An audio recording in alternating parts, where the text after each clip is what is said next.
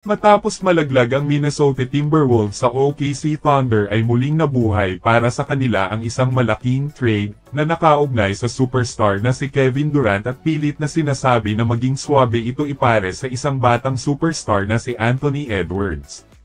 Ang duo na ito ay matagal nang pinag-uusapan at ngayon nabuhay muli ang kumpiyansa na magiging posible itong mangyari matapos ang pagkabigo ng dalawang panig. Ayon kay Brian Windhorst ng ESPN na nagmumungkahi patungkol sa isang trade para sa Phoenix Suns All-Star na si Kevin Durant, na sinabi niya ang trade para kay Kevin Durant ay maaaring mangyari na mapupunta sa Minnesota Timberwolves, at may posibilidad na kukunin ito para ipares kay Anthony Edwards.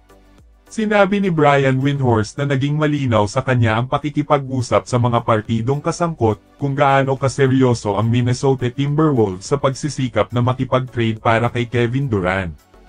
Mukhang gagawa din ng isang malaking trade ang Minnesota Timberwolves sa off-season matapos ang pagkabigo sa ngayon, at isa si Kevin Durant ang nasa radar nila na nais kunin para ipares kay Anthony Edwards. At para naman sa Phoenix Suns, mukhang seryoso din sila na pakakawalan itong si KD matapos ang pagkabigo ng ilang ulit ng kanilang Big Three na sina Devin Booker at Bradley Beal at Kevin Durant, at ngayon bukas palad din ang Phoenix Suns sa posibleng pag-rebuild ng manlalaro.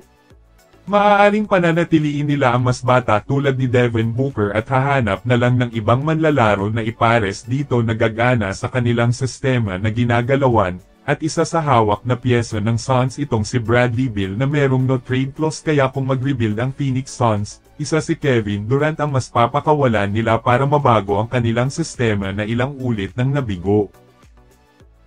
Habang katulad ng ibang koponan ang Boston Celtics ngayon ay humaharap din sa isang malaking problema, lalong-lalo na nang ma-injury ang kanilang superstar na si Jason Tatum.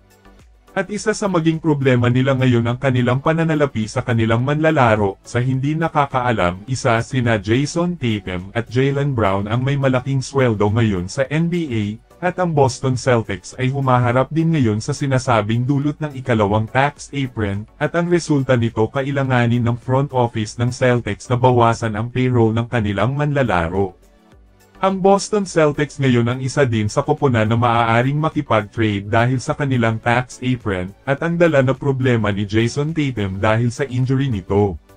So far isa sa maaaring maging sentro sa pag-trade itong si Jrue Holiday na maaaring maging daan para makuha siya ng Los Angeles Clippers. Sa season na ito isa ang Los Angeles Clippers na umuwi ng luhaan matapos malaglag sa season na ito. So far ang kanilang tanging hangad ay magpalakas sa susunod na season. Ang Clippers ay walang pagpipilian kundi ang ipagpatuloy na pigain ang bawat katas sa natitira na lakas ni Kawhi Leonard bilang core ng koponan. Maaaring maging malakas nito ang Clippers dahil maaari ding pananatiliin din nila itong si James Harden. Makukuha ng Los Angeles Clippers si Jrue Holiday at ang kapalit naman nito sina Bogdan Bogdanovic at Derrick Jones Jr. at Chris Dunn.